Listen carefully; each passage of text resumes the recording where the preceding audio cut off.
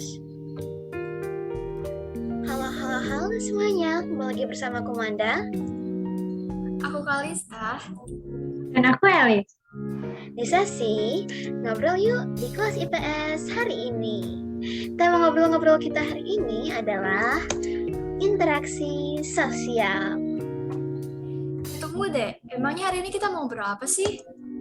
Nah, ini nih yang aku tunggu-tunggu.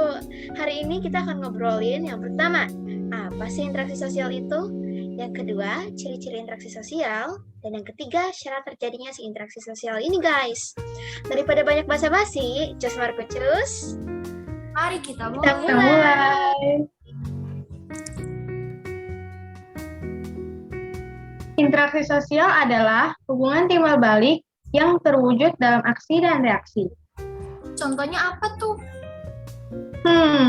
Contohnya adalah ketika guru menjelaskan pelajaran di depan kelas dan sedang bertanya kepada murid-murid lalu dijawab. Itu adalah interaksi sosial. Yes, benar banget. Karena aksi guru bertanya dijawab dengan reaksi dari murid menjawab. Tapi kalau misalnya ada telepon dan tidak diangkat, itu nggak termasuk dengan yang namanya interaksi sosial. Kenapa? Karena tidak terwujud dalam aksi dan reaksi. Jadi, interaksi harus terwujud di dalam aksi dan reaksi. Nah, benar banget nih. Dan interaksi sosial juga bersifat dinamis, yang artinya interaksi tersebut berlangsung selama seumur hidup, selama manusia masih tinggal dengan masyarakat. Kenapa ya? Karena interaksi sosial memenuhi kebutuhan manusia sebagai makhluk sosial yang tidak bisa hidup memenuhi kebutuhannya sendiri, dan juga makhluk yang tidak bisa hidup tanpa teman. Selanjutnya adalah ciri-ciri interaksi sosial. Masuk ke ciri yang pertama. Interaksi sosial harus dilakukan minimal oleh 2 orang. Contohnya kayak kita nih, lagi ngobrol-ngobrol. Nah, ini namanya interaksi sosial. Sementara, contoh untuk interaksi individu dengan kelompok misalnya, guru dengan murid-murid di kelas. Individunya adalah gurunya, sementara murid-muridnya adalah kelompok. Nah, bisa juga antara kelompok dan kelompok. Misalnya seperti pertandingan futsal antara kelas 7 dan kelas 9, itu termasuk dalam interaksi kelompok dan kelompok. Nah, selanjutnya ciri interaksi yang kedua adalah memiliki simbol. Nah, simbol itu seperti apa ya? Simbol adalah hal-hal yang dimengerti kita dan lawan bicara. Contohnya adalah bahasa. Nah, bahasa sendiri merupakan simbol utama dari interaksi sosial. Di mana dengan bahasa yang sama, maka interaksi kita jauh lebih mudah nih guys. Tetapi ketika kita berlibur dan tidak mengerti bahasa orang di sana, bahasa lokal orang yang berlibur di sana, kita tidak akan bisa mengerti dan melakukan interaksi dengan baik. Karena bahasa atau simbolnya tidak saling dimengerti, maka proses interaksinya akan terganggu. Selanjutnya ada Dimensi waktu. maksudnya dimensi waktu apa sih? Ke dunia lain gitu? Bukan. Dimensi waktu itu maksudnya interaksi dapat dilakukan hari ini, besok, kemarin. Nah, itu adalah interaksi yang menunjukkan dimensi waktu. Atau ada waktu-waktu tertentu yang menunjukkan kapan kita melakukan interaksi. Dan yang terakhir nih guys, 4. Setiap interaksi itu pasti memiliki tujuan tersendiri yang ingin dicapai.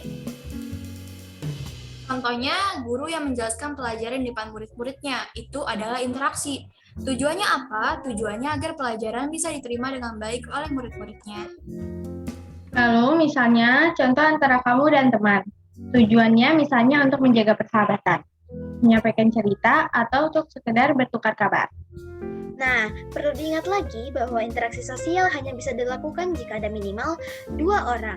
Dan juga interaksi sosial ini harus dilakukan dengan simbol-simbol yang saling dimengerti, waktu, dan bertujuan. Selanjutnya kita akan belajar untuk memahami syarat terjadinya interaksi sosial.